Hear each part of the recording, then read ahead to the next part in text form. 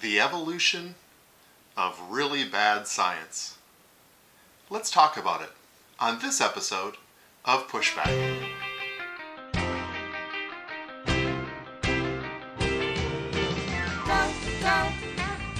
Go, Johnny, go, go.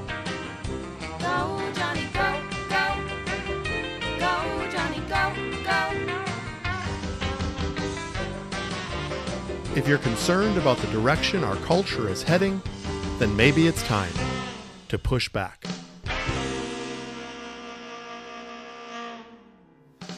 Hello and welcome to this episode of Pushback. I'm Dr. Johnny, and today we're going to talk about science. Now, I know when people hear the word science, their eyes tend to glaze over and they get a little drool in the corner of their mouth. But I really am going to ask you to lean into this topic today because I believe it's critical, really, to every aspect of culture and so important to me personally, and I know it will be to your family as well. It's so important that we can discuss science and this issue of evolution and have the right discussion. For too long, we have bent the knee to science. And I believe that because of that, secular scientists in our generation have actually taken advantage of us and have actually fraudulently represented the study of science itself. Now, I'm not a big conspiracy theory kind of guy. In fact, I'm quite the opposite. I'm a scientist. I have a doctorate in medicine and I love science. And when I grew up in school, I couldn't really think of doing anything else other than science because I loved the study of biology and ultimately medicine, and I made a career out of it. And I have such passion about science and the way that we approach science that this topic affects me and gets me quite fired up. So let's draw into this. When we go to medical school, they often say that medical school will do one of two things. You can't leave medical school neutral. What I mean by that is it'll either draw you further from God because you become intoxicated with knowledge and human achievement and you end up placing yourself on the throne, or you will become closer to God because you will become undone by His complexity and the magnificence of the human body and His creation. There's no middle ground. You will leave affected one way or the other. I know my experience was the latter, as I learned about the detail and the unbelievable complexity of the human body, and I was astonished and overwhelmed. Today, it seems that evolution is now presented as fact. You walk into a museum and you see the dinosaur bones and it says, millions and billions of years ago, and it says it as fact with a period at the end.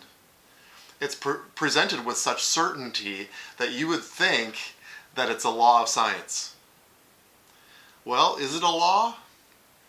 Well, if you're listening on a podcast, you're going to hear a thumping sound. If you're watching on YouTube, you're going to see me with this ping pong ball in my hand. I'm going to drop this ball on the table, and hopefully I don't drop it.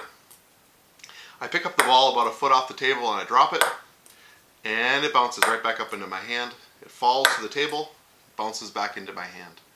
What you're viewing is the law of gravity. I can drop this ball for the rest of my life sitting here at this table, and it will continue to drop. It will continue to drop. It's the law of gravity. The law, the definition of law is something that's reproducible and observable in nature.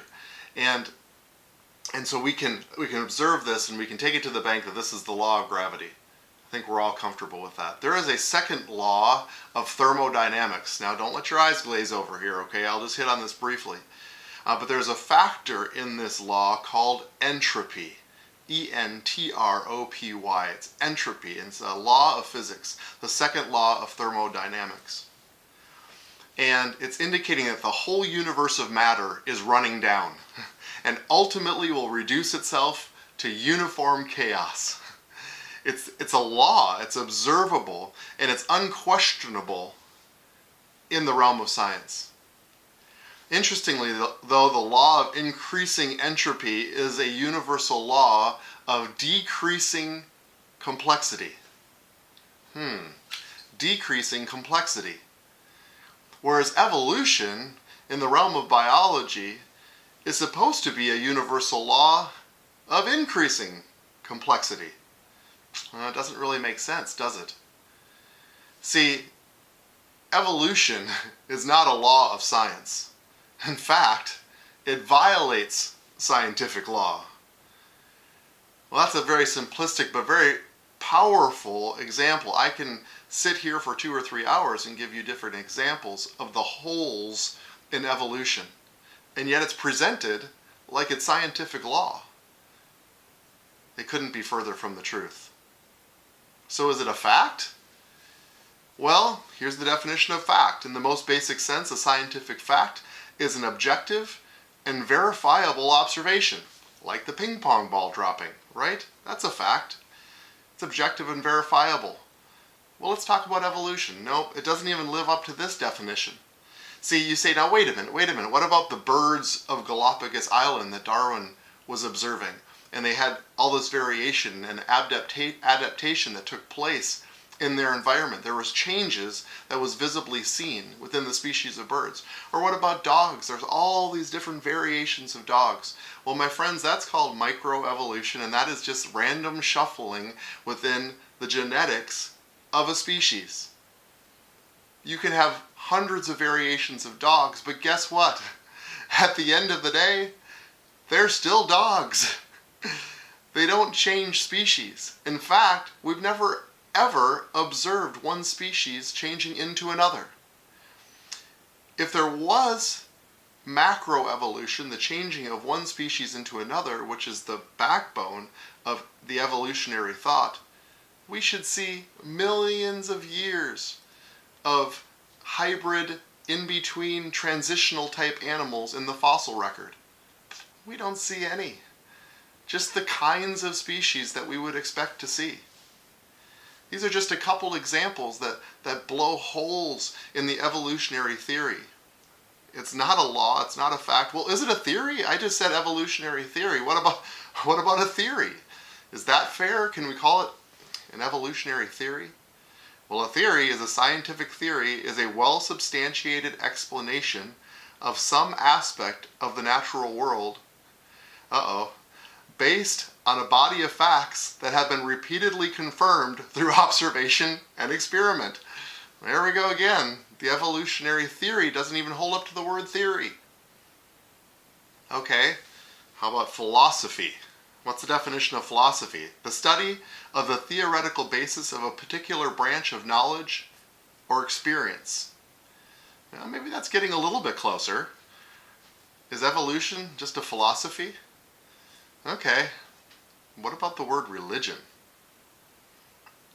Religion is a set of beliefs concerning the cause, nature, and purpose of the universe. Ooh, we might have just nailed it. Is it possible that when we are talking about evolution, that we're just talking about an alternative religion?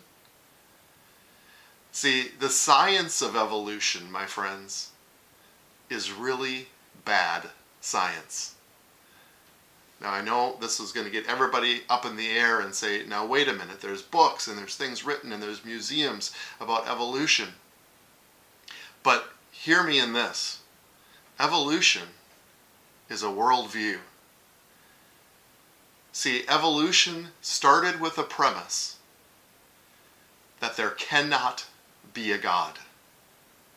That's what it started with. Darwin himself, who was an injured, angry man, he set out on a venture with the theory, with the premise, with the starting point, with a worldview that there cannot be a God. See, they're scientific measures that do not confirm the worldview, but conform to the worldview. You say, what about carbon dating? What about these measures? Well, these are measures that have actually been used based on presuppositions that the world is millions of years old. They don't confirm evolution. It just conforms to the worldview of evolution. Now, in all fairness, creation is also at best a theory. Now, that might also get some feathers ruffled. Now, I say that scientifically speaking. We have an ancient text that actually gives us an account, and even often first-hand testimony of a historical event. But for some reason, that is dismissed. But scientifically speaking, we weren't there. We weren't there at creation. We weren't there at the origin of human life. So we are also making a theory about our creation beliefs. That's fair. So people say, well, there's evidence for creation and there's evidence for evolution. But no, I would say that there's the same evidence. It's all the same evidence. We are just interpreting the evidence through different lenses of our worldview. So because of this, because evolution, in my opinion, is just really bad science, I believe that we have an alternative. We have an alternative theory, if you would, about where we've come from and why we're here. And it's critically important. And because I believe that the secular scientists have taken advantage of us and have fraudulently pushed through this idea of evolution, at best a philosophy, at worst a religion, and has pushed it through to us, there have been consequences to this. And I believe that there have been 5 groups that I want to address in the remainder of this podcast that have been directly affected by this evolutionary mindset, this evolutionary worldview. And I want to address each 5. Number 1, I want to address scientists. I am one. And I am talking mostly to Christians through this podcast. But if you are a secular scientist, or if you have been sent to this podcast from a Christian, then I would ask you to consider this. It's possible that you have been indoctrinated into a religion. It feels scientific, but it isn't backed up well by science. And you may have noticed that the rhetoric has become nasty. And if you have heard my podcast on honor, oftentimes when rhetoric becomes nasty, it's because we are uncertain about the position that we have. And we begin name calling and inflammatory language to try to back down others. I believe a lot of this inflammatory rhetoric actually started in 2006 in the November 13th copy of Time magazine, which headline read, God versus Science. Now, on the face of it, you may say, well, that's a pretty benign heading, and maybe open the discussion to deeper things of evolution versus creationism. But no, I would say that was an inflammatory rhetoric because, my friends, God is science. I mean, let's be real here. God created everything. There was a recent debate between the founder and president of the Creation Museum and Answers in Genesis, Ken Ham, and Bill Nye the Science Guy. And the premise of the debate was, is Christianity a reasonable thing to be taught as an alternative to creationism? It's interesting because Bill Nye's argument repeatedly is that if we believe in God, that it'll actually kill science. Bill Nye, I think that's the furthest thing from the truth. It is, when we discover science, it's science on steroids when we discover it from a Christian worldview. Because not only do we learn the what and the how, but we learn the why. We explore the majesty of His creation and discover all His ways. And we can discover how those ways, those scientific truths, actually can bring us a better life. I don't think believing in God shuts down science at all. I think it ramps it up. I'm a physician. I want a cure for cancer. We can find it by exploring his creation. I believe he wants a cure for cancer. And in his creation, there are answers. And we as scientists get to be active participants in his creation. So this is a call to scientists. Any self-respecting scientist, it is time that we take evolution and we run it through the filter of science and see what comes out. See, I wouldn't say God versus science. I would probably say creation science versus really bad science. But that's not very nice, so I probably won't call it that. But all right, I'm reasonable. Let's call it the theory of evolution. I think that's pretty gracious. The theory of evolution versus the theory of creation. Let's have a discussion. Let's talk about it. The only reason that secular scientists wouldn't want to debate that issue is the uncertainty of their position. And here's the deal. Let's make them defend their position. They mock and scorn us when we say, well, we believe in creation because we believe in God. And they go, oh, it's some magical, mysterious man up in heaven that has created everything. But they're the ones that's teaching this as fact. Let's make them defend it. Defend it from a scientific position. The second group I want to discuss is public school. You know, public school has a real problem today. And let's define that problem. In their science classes, public schools are teaching a lifeless, purposeless, hopelessness existence to every child every day. They are teaching them that their life formed out of some primordial soup and that they are a result of simply time plus chance. Then, at the same time, the administrators of the school want the children to live with respect and hope and purpose and adhere to some sort of moral code towards themselves and towards one another. My friends, I know this is an inflammatory statement, but why is there an increase in mass shootings in school? It's not because of lack of gun control. It's not because of video games. It's because we are raising children without value for life. This is a real problem. And of course, the only answer is a real scientific alternative. A real scientific alternative theory to their existence. And let them choose. Come on, public school, what are you afraid of? See, kids aren't stupid.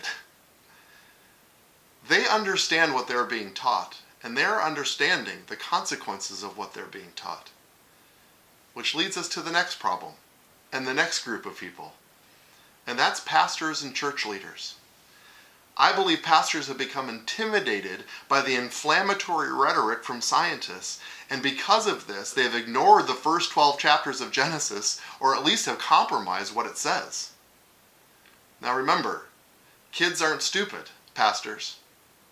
They're going to school and they're being taught one thing about why they're here on this earth, and then they go to church and they're hearing a watered down version.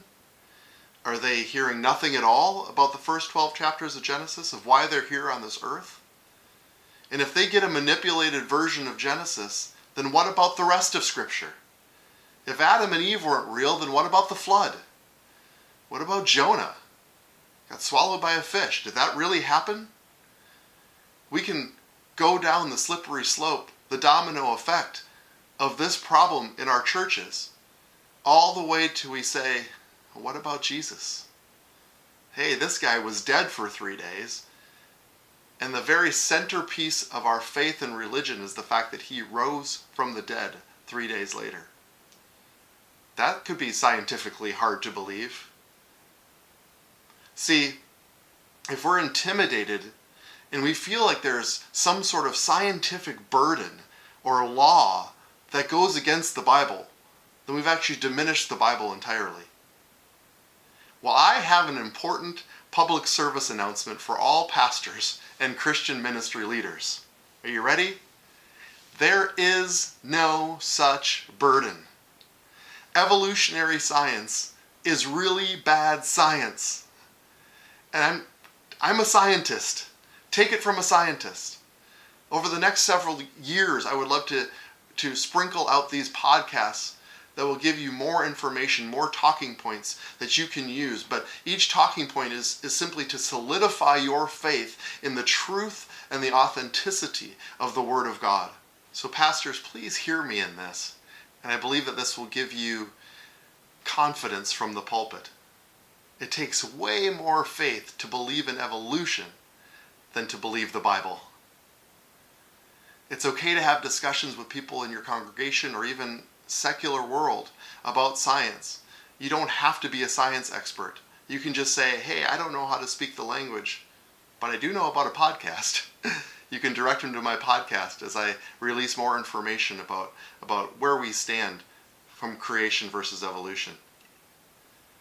Answers in Genesis is a wonderful resource to tap into regarding even the debate between creation and evolution. It's excellent. The fourth group I want to address are parents. Every parent must be proactive to push against the errant secular teaching. You need to challenge your school. We aren't helpless victims of this culture. This isn't God versus science. This is about teaching real science. And as parents, we need to demand that our school address this issue. Be informed and have frequent discussions with your children so that they are aware. They are aware of the teaching, and they are aware when they are indoctrinated with this errant teaching. One day we were traveling out east and we went to Smoky Mountain National Park, and we went to an interactive information visitor center that they had at the entrance to the park. And my son was in the front row as the rest of the family was with him, and there were about 30 people in this theater watching an introductory video to the park. And of course the park starts with, millions and millions of years ago, the Smoky Mountains were formed.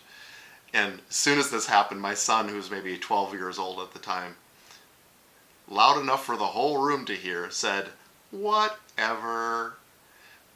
We laughed really hard, but he saw this as being presented as fact when it was really nothing more than evolution theory. So parents, teach your children so they are aware when they come up against this. Be proactive in your school. In the fifth group I want to address are the children themselves. Kids, I've said this a couple times already. You aren't stupid. Worldview matters. I want you to be proactive in what you're being taught and what you are learning both at school and at church.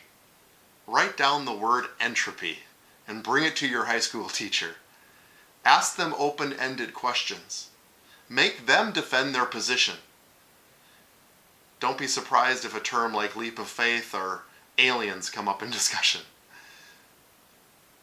Because it's bad science. They're grasping at straws. And they're going to say things like, well, everything is possible if given enough time. That's the evolutionary answer to everything. It's because they don't have scientific answers. You don't have to defend your position as a creationist, because that's not what is being taught at school. They need to defend their position as evolutionists. Ask them pointed questions. Make them defend themselves. See, this evolutionary discussion has consequences. And I could talk for hours about the consequences that come from evolutionary teaching. We have a real race problem in our culture right now. Well, guess what? Darwin felt like the Aboriginal people of Australia were less evolved people, followed by the Africans, and the Caucasians were the highest evolved. That's not talked about very much, is it? Could it be that our race relations are getting worse because we actually believe that we're all evolved down a different tree? Adolf Hitler, he felt like the Aryan race was the highest evolved race. and the Jews were rats that needed to be exterminated. It's the result of evolutionary thinking. I'm not calling all evolutionists Hitler. Don't get me wrong. But there is a progression, a mindset that is connected to evolutionary thinking. When a baby becomes a fetus, that's just tissue. It's a result of an evolutionary mindset. It's survival of the fittest. My pleasure is all that matters, and there's no moral code. That's scary stuff for our culture. This is why it matters. Our worldview matters. Our origins matter.